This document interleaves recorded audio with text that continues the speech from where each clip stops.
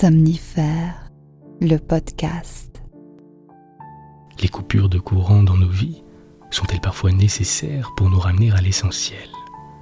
Bonsoir à toutes et à tous, nous sommes le lundi 5 février et Somnifère vous emmène ce soir rue Mouffetard à Paris avec l'histoire de Camille, une trentenaire qui traverse une période difficile à la suite d'une rupture dont elle peine à se remettre. Après 6 ans de relation, son compagnon a une révélation, il ne l'aime plus et il la quitte sans ménagement. 2 ans plus tard, la jeune femme ne s'est toujours pas remise de cette séparation. Son quotidien est sans relief et elle porte en elle une tristesse qui s'éternise. Depuis quelques mois, un mystérieux sans-abri s'est installé rue Mouffetard et semble lui porter un intérêt inhabituel. Camille est intriguée par ce vieil homme érudit qui a toujours un mot pour la faire sourire.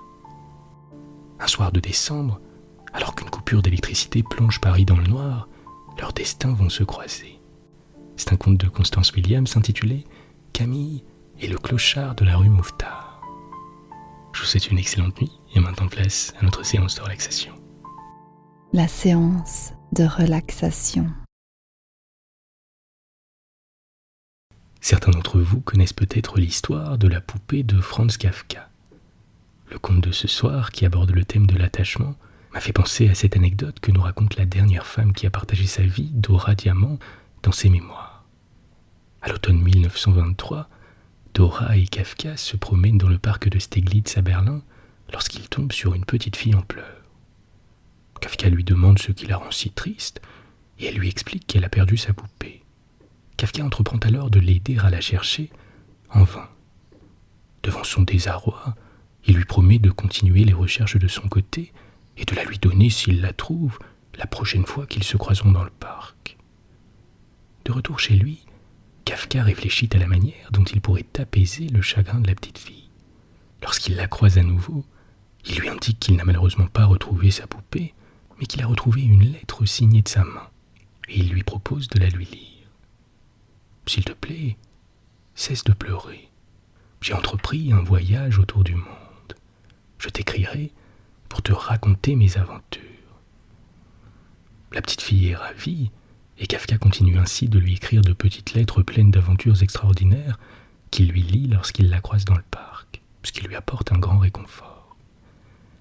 Or Kafka est très malade, et il sait qu'il ne sera bientôt plus en mesure de continuer de lui donner des nouvelles de sa poupée. Il réfléchit à un dénouement afin que les correspondances ne prennent pas fin brutalement. Il décide finalement d'acheter une nouvelle poupée qu'il donne à la petite fille en lui indiquant qu'elle est revenue de son grand voyage. La petite fille est perplexe puisque cette nouvelle poupée ne ressemble pas à celle qu'elle a perdue. Une nouvelle lettre lui explique « Mes voyages m'ont changé ». La petite fille, satisfaite de cette explication, embrasse la poupée et l'emmène chez elle. Les correspondances cessent alors et Kafka très faible meurt le 3 juin 1924, soit moins d'1 an après leur rencontre. Bien des années plus tard, alors que la petite fille est devenue une jeune femme, elle trouve un dernier petit mot dans une couture de sa poupée sur lequel il est écrit « Tout ce que tu aimes, tu finiras par le perdre, mais l'amour reviendra toujours à toi d'une autre manière. » Je vous propose ce soir une détente progressive du corps et dans un premier temps, on va simplement laisser notre respiration s'adoucir, devenir plus régulière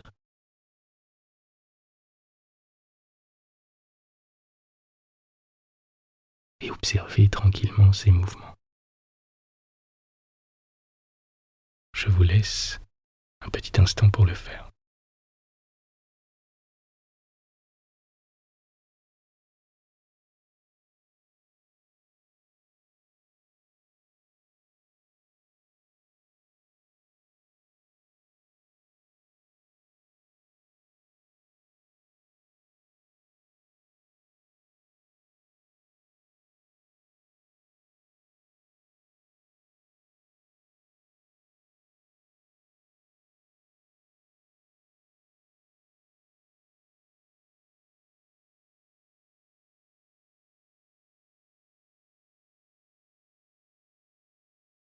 Observez les appuis de votre corps sur le matelas.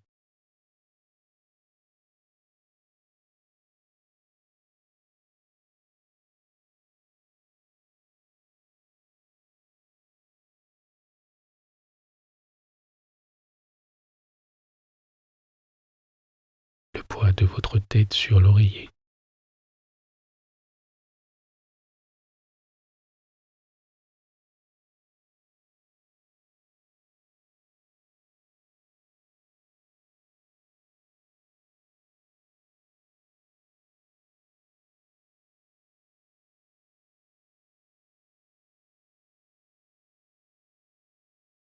Laissez tranquillement votre corps se mettre en veille.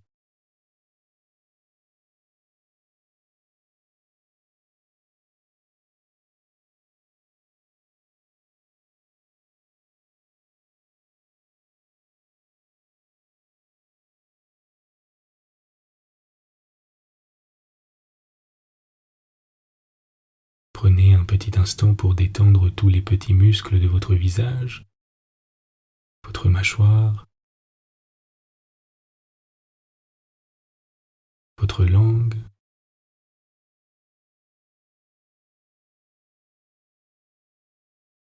le point entre vos deux sourcils,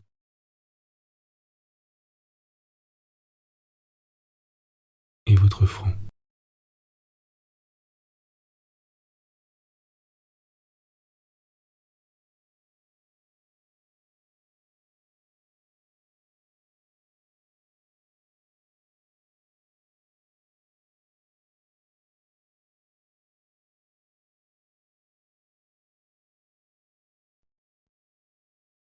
Si des pensées vous viennent à l'esprit, ne cherchez pas à les chasser, laissez-les simplement passer.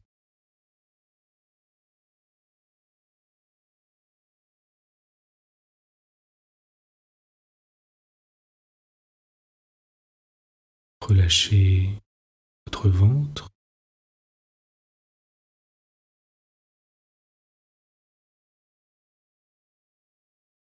vos hanches,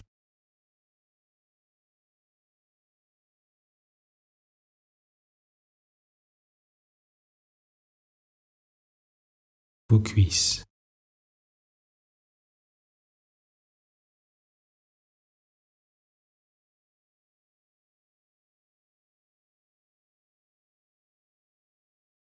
Vos genoux,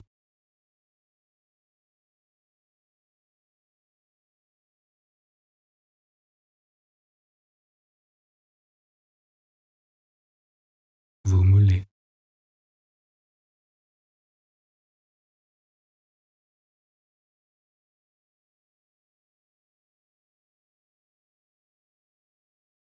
vos chevilles,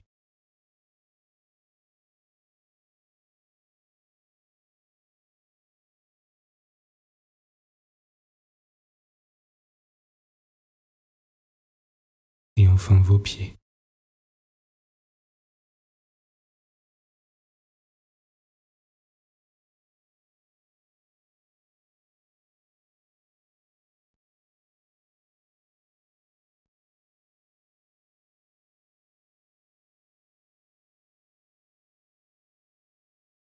Vous êtes calme et détendu. L'histoire du soir. Constance Williams, le clochard de la rue Mouffetard. Les signes étaient là, insidieux, déconcertants. Il n'était plus tout à fait présent. Il ne la regardait plus de la même manière. Son esprit errait ailleurs, perdu dans des pensées qui ne la concernaient pas. Puis il était parti. La douleur de Camille était immense. Les indices d'un amour en déclin ne se révèlent souvent que plus tard dans le rétroviseur de la réflexion. Et dans les recoins de son esprit tourmenté, elle se laissait envahir par un sentiment lancinant de nostalgie. Elle se souvenait de la manière tendre et singulière qu'il avait de poser les yeux sur elle, de son sourire, de leurs étreintes. Elle se souvenait de leur dernier été passé sous le soleil de la Méditerranée, de ses promesses, de leurs projets. Et puis le sol s'était dérobé sous ses pieds, et elle n'avait jamais plus entendu parler de lui. Pas une lettre, pas un vœu, pas un message. Les échos de ce qu'ils avaient été pendant ces si longues années résonnaient désormais dans le vide laissé par l'indifférence. Il y a ceux pour qui l'amour est un feu qui s'éteint avec le temps, et les autres moins nombreux pour qui l'amour s'enracine profondément. Camille n'avait jamais plus été la même. Elle s'était efforcée de reconstruire les morceaux éparpillés de son identité, mais une part essentielle d'elle-même s'était éteinte. 2 ans plus tard, son cœur portait toujours le poids douloureux de cette séparation. Chaque sourire, autrefois franc et éclatant, était maintenant teinté d'une mélancolie subtile. Ses yeux, jadis rieurs et pétillants, reflétaient désormais une tristesse profonde. Ses amis avaient d'abord été présents. Ils avaient essuyé ses larmes, écouté ses confidences et partagé sa douleur avec une empathie sincère. Mais les années avaient rendu ses blessures plus difficiles à saisir. Il était temps de passer à autre chose, lui répétait-on. Il fallait aller de l'avant, tourner la page et faire de nouveaux projets. Or Camille avait aimé trop fort. Léandre n'était pas seulement un compagnon, mais sa famille, son pilier, sa maison. Son départ n'avait pas brisé son cœur, il l'avait fracassé. Elle avait continué à porter son fardeau, mais avec une résilience silencieuse. À l'approche de la quarantaine, la perspective de partager sa vie avec quelqu'un et de construire une famille semblait s'être évanouie. « Je t'aime, à décrocher la lune », lui avait-il dit une fois. Menteur, songeait-elle. En cette soirée de décembre, la rue Mouffetard était très calme. Les lumières scintillantes des petits cafés projetaient des reflets dorés sur les trottoirs mouillés, tandis que les façades des vieux immeubles semblaient murmurer des histoires d'hiver passés. Au coin de la rue, près de la boulangerie, un homme reposait assis sur un morceau de carton. Son visage abîmé semblait raconter les périples d'une existence marquée par les rues froides et les jours solitaires. À ses côtés, un petit chariot de course débordé de possessions modestes, témoignage d'une vie nomade et éphémère. Des sacs en plastique et quelques couvertures défraîchies composaient son maigre univers. Les passants semblaient à peine remarquer sa présence, ignorant sans remords l'ombre délavée de son existence. Le pauvre homme semblait avoir échappé à l'attention même des réverbères. Camille lui sourit en passant. Depuis qu'il avait élu domicile dans la rue il y a quelques mois, une routine silencieuse s'était installée entre eux.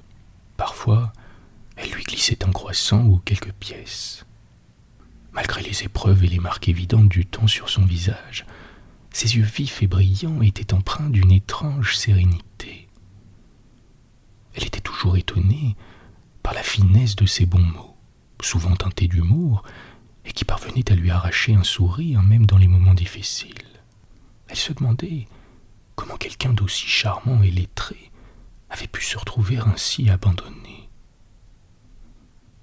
Le clochard de la rue Mouffetard était devenu une énigme fascinante, un rappel que la force de l'esprit peut persister même au cœur des épreuves. Un soir, alors qu'elle s'abritait d'une averse en sortant de la boulangerie, il avait lentement levé les yeux pour rencontrer les siens. Les jours de pluie nous rappellent que même le ciel pleure parfois, lui avait-il dit en souriant. Camille, surprise par la poésie inattendue du vieil homme, avait répondu avec un sourire amusé. Quelques jours plus tard, elle était allée le saluer. Il semble que le ciel ait encore décidé de partager ses larmes aujourd'hui. Tenez, cela pourrait vous être utile, lui avait-elle dit en lui tendant son parapluie. Dans le petit appartement de Camille, la lumière tamisée ne parvenait pas à dissimuler le chaos qui y régnait.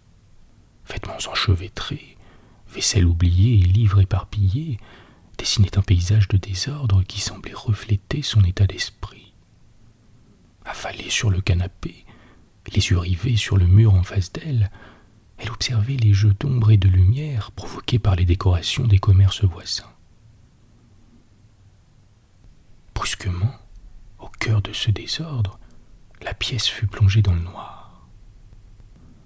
La coupure de courant semblait être générale, puisqu'après quelques secondes, elle entendit des pas hâtifs résonnant dans l'escalier, suivis du claquement assourdi des portes qui s'ouvraient et se fermaient précipitamment.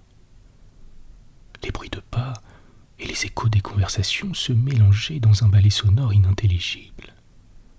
Perplexe, elle chercha à tâtons son téléphone. Les antennes mobiles semblaient avoir été affectées également, car il n'y avait aucun réseau. Elle choisit de rester dans son canapé, et ses écouteurs dans les oreilles, elle laissait son esprit vagabonder, attendant que le doux murmure de la musique soit éventuellement remplacé par le retour du courant et la réapparition de la lumière. Mais c'est le bruit des conversations qui s'échappaient des paliers inférieurs qui la tirèrent de son demi-sommeil alors que son téléphone s'était éteint. Combien d'heures s'étaient écoulées? Elle ouvrit ses rideaux, révélant la rue Mouffetard plongée dans une obscurité totale. Un brouhaha inaudible s'échappait de la petite rue piétonne. Des gens étaient rassemblés en groupe au bas des immeubles, des lampes de poche et des bougies à la main. Camille contemplait ce spectacle insolite depuis sa fenêtre. L'étendue de la panne dépassait de loin les limites de son quartier. À perte de vue, la nuit avait englouti la ville, privant chaque recoin de lumière artificielle. Elle prit la décision d'aller aux nouvelles.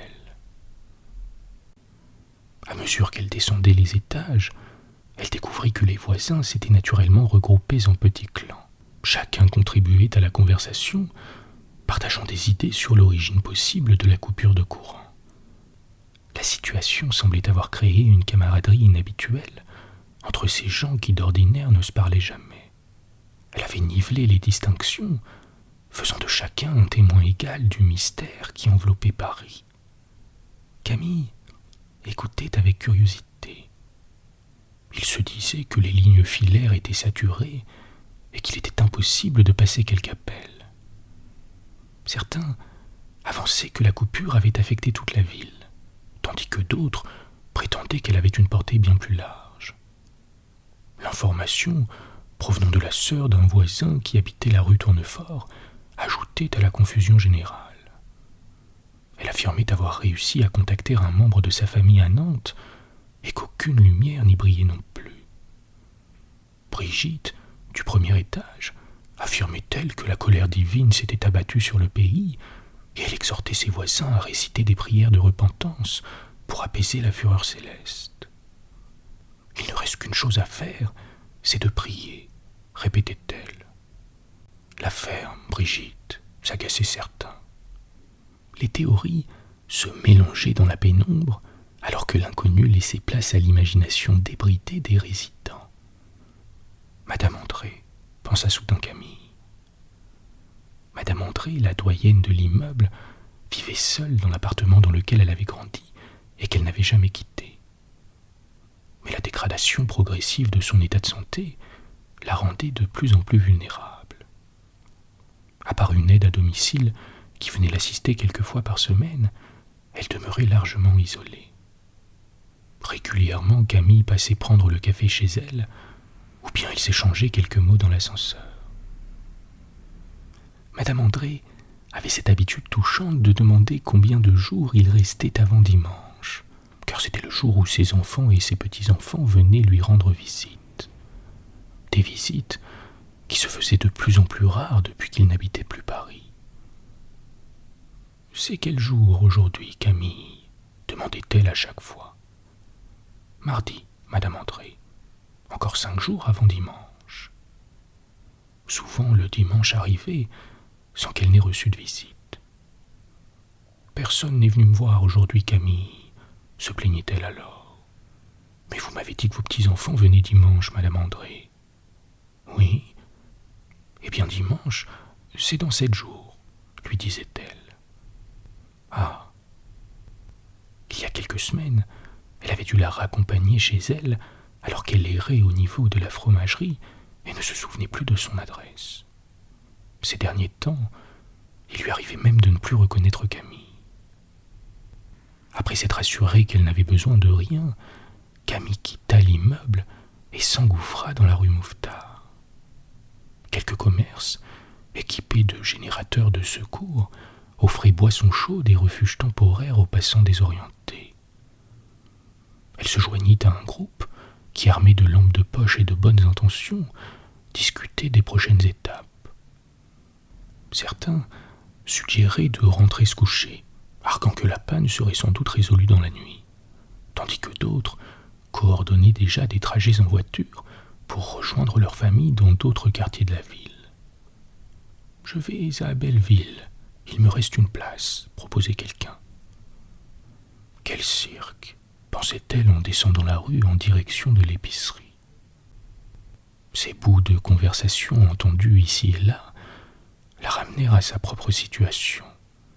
Elle se rendit compte qu'elle n'avait personne dont elle devait prendre soin, personne dont elle ne devait se soucier immédiatement. La pensée de Léandre refit surface comme une ombre indésirable. Elle se demandait ce qu'il pouvait bien faire à cet instant, et si d'une manière ou d'une autre, il avait une pensée pour elle. Ensemble, ils auraient probablement ri de la situation. Ils auraient fait l'amour, ils auraient imité Brigitte en faisant de grands signes de croix, ils auraient improvisé quelques pas de danse dans la pénombre.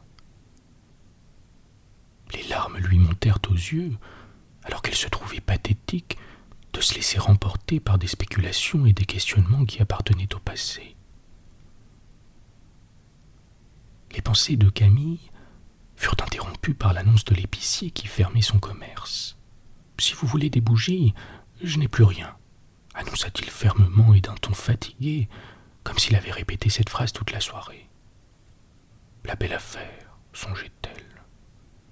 En face, au niveau de la boulangerie, le clochard de la rue Mouffetard se tenait toujours au même endroit, fidèle à son coin de trottoir. Son attitude calme et imperturbable contrastait avec le chaos ambiant. Il l'aperçut et lui fit un signe de la main. Camille alla à sa rencontre. « Si vous cherchez des bougies, vous n'en trouverez nulle part. Idem pour le papier toilette, » ajouta-t-il à voix basse. Un rire s'échappa des lèvres de la jeune femme. « Quel bazar !» hasarda-t-elle. Le clochard fixait Camille intensément, ses yeux rieurs éclairés par la lueur vacillante de quelques bougies qui dansaient autour de lui. L'obscurité révèle autant qu'elle dissimule. C'est dans le noir que l'on peut véritablement trouver la lumière, commença-t-il de manière énigmatique.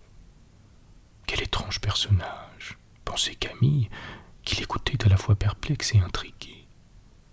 Les pannes de courant dans nos vies sont parfois nécessaires pour nous ramener à l'essentiel, poursuivit-il.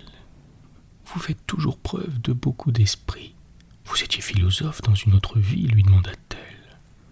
Il semblait véritablement amusé par la question de Camille, qu'il considéra un instant.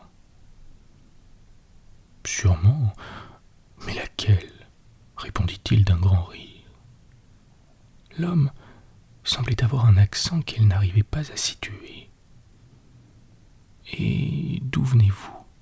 Lui demanda-t-elle. De partout et de nulle part à la fois.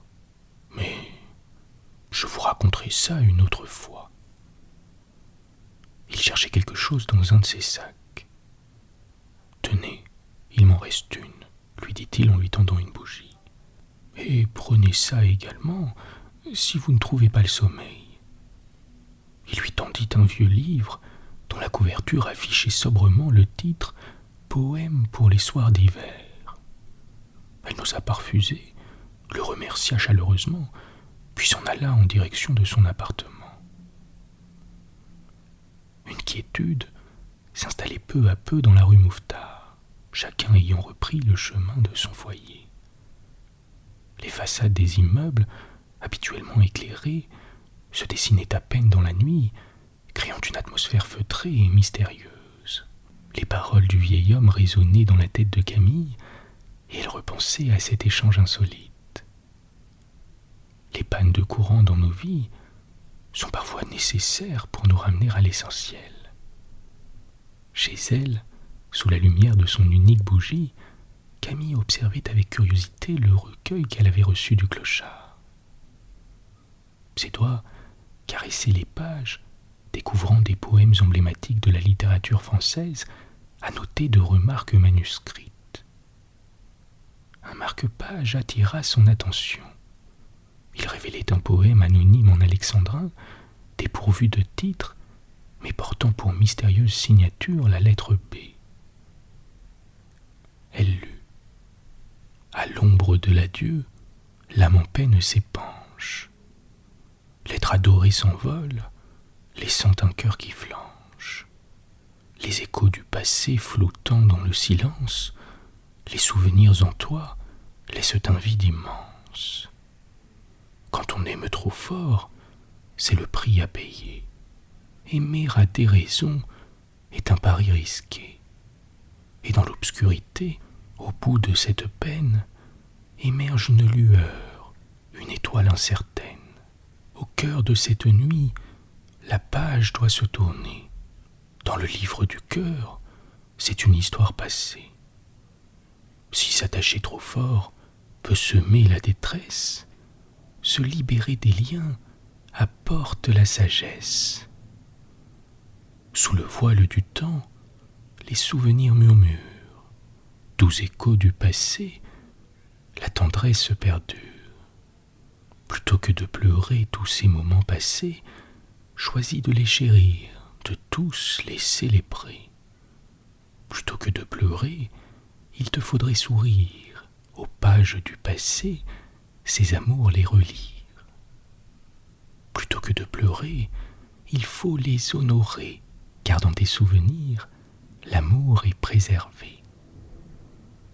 Sous l'ombre bienveillante des aubes révolues, les reliques perdurent sous une lumière émue. Les instants partagés, ces trésors du destin, brillent dans la mémoire, éternel témoin. Et quand le crépuscule de la vie sera là, dans les doux souvenirs, ton cœur naviguera. Aime de tout ton être, mais aime avec sagesse. Que la séparation soit nouvelle aux promesses. Les chemins qui se croisent doivent se séparer pour qu'une belle étoile nos pas vienne éclairer. Au-dessous du poème, une note manuscrite venait ajouter. Tous les gens que nous aimons peuvent nous quitter. Et d'ailleurs, ils nous quitteront tous, tôt ou tard, d'une manière ou d'une autre. Il faut aimer fort, intensément, de tout notre cœur, mais il ne faut jamais faire d'une personne son unique foyer, au risque de se retrouver sans abri. S'abandonnant à la quiétude de la nuit et à ces mots qui résonnaient en elle, Camille s'endormit. Cette nuit-là, Camille fit un rêve inhabituel. Une petite fille, d'une tristesse incommensurable, pleurait seule au milieu d'un petit pont surplombant une rivière. Elle alla à sa rencontre et, avec toute la tendresse dont elle était capable, s'efforça de la consoler. Elle la serra fort dans ses bras, partageant sa douleur, alors qu'elle se mettait elle-même à sangloter. Avec le retour de l'électricité, la rue Mouffetard avait retrouvé son effervescence habituelle. Les étals colorés des marchands débordant de fruits, de légumes et d'épices exotiques attiraient les passants curieux. Les commerces exhalaient des effluves de pain frais et de café noir. Dans son petit appartement, Camille achevait de mettre de l'ordre dans chaque recoin, chaque objet ayant retrouvé sa place. En descendant récupérer son courrier, elle croisa Brigitte, qui était en train de se faire taquiner par un voisin. « Eh bien, Brigitte, Vous êtes toujours des nôtres, plaisantait-il tandis qu'elle le regardait de travers. Près de la boulangerie, à l'endroit où le clochard avait l'habitude de s'installer, il n'y avait plus la moindre trace de lui.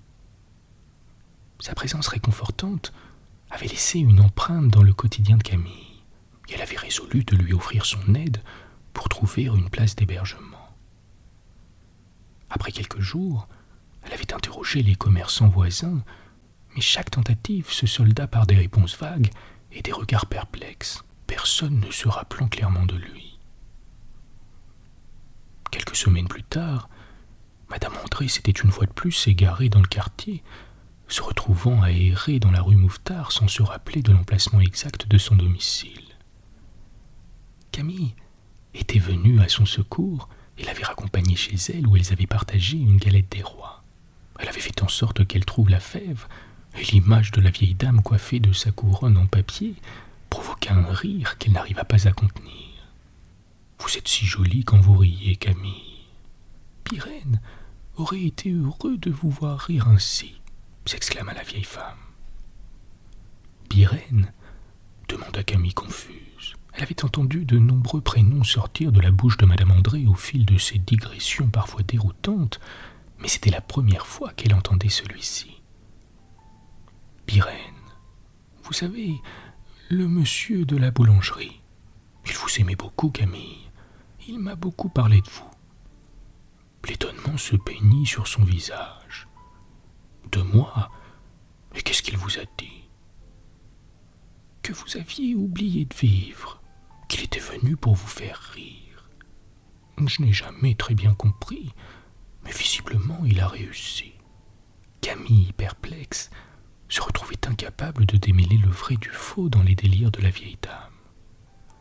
« Et il est parti où, ce monsieur, maintenant, Madame André ?»« Ah, je lui ai demandé, vous pensez bien. J'aurais aimé qu'il restât un peu plus longtemps. C'était le seul à me rendre visite le dimanche. Vous savez, depuis que Béatrice a déménagé à Saint-Mandé, Camille la coupa. Eh bien, Madame André, il vous a dit où il allait?